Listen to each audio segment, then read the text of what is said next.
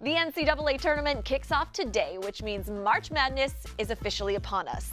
You know the drill. 68 teams will be winnowed down to 32, then the Sweet 16, Elite 8, Final Four, and championship matchup. Americans completed 70 million brackets in 2017, but the odds of getting a perfect one, there are a lot of zeros here.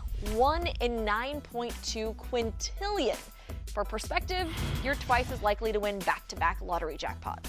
You'll excel at a lot of things, just not this. Even though the odds are stacked against us, we wagered about $10.4 billion on the tourney last year. Only $300 million of that was legal. The average bet was between 20 and 50 bucks. You gotta admit, that was a good shot, though. Come on, man. We are so invested in how our teams or brackets do. March Madness is blamed for $6.3 billion in lost production. But about 8 in 10 HR pros say their companies don't have policies about office pools. And since 90% of workers think brackets build camaraderie, let the games begin! Chicken wings are the real winner during the tournament. Orders jumped 24%. Oh, and on average, more beer is produced in March than any other month. Couple Charles Bukowskis. Couple of Brustoyevskis. Maybe a Mike Brugaslowski. Here's a little trivia for you. You know who won the first ever NCAA tourney back in 1939? That would be my Oregon Ducks. But the most titles, 11, those are held by Lisa's alma mater, UCLA. Winter is coming. Hate to break it to you, Ned, but winter is here, officially. When did it start? Well, the meteorological calendar says December 1st. Astronomers and other scientists say today, because of the winter solstice. So are you ready? Ready for what?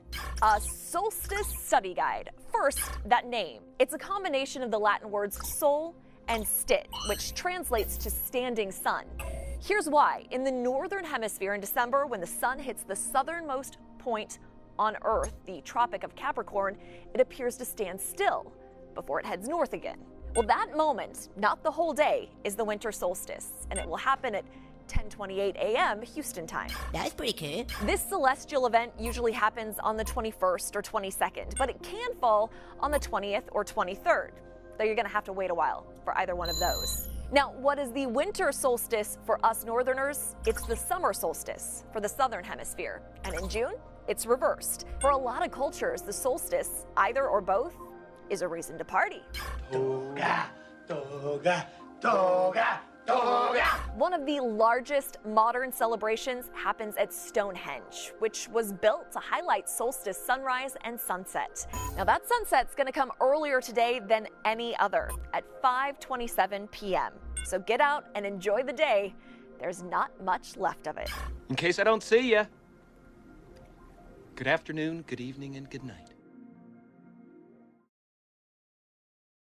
Let's jump into the Wayback Machine and head back to 1967. That's when the team got its start in San Diego. Yeah, the San Diego Rockets just don't quite sound as good, do they? And they didn't play particularly well either. The team went 15-67 in its first season, the worst record in the NBA that year. The Rockets blasted off to Houston in 1971. Back then, the Rockets played wherever they could, like Hofheinz Pavilion, the Astrodome, even the Sam Houston Coliseum. They switched over to the Summit in 1975. Then in 2003, the Toyota Center opened, and they've called it home ever since. So let's talk NBA championships. The Rockets have 2 from 1994, 1995, which means we're due. A championship is priceless, but the team has a price. That would be $2.2 billion, how much Tillman Fertitta paid last year.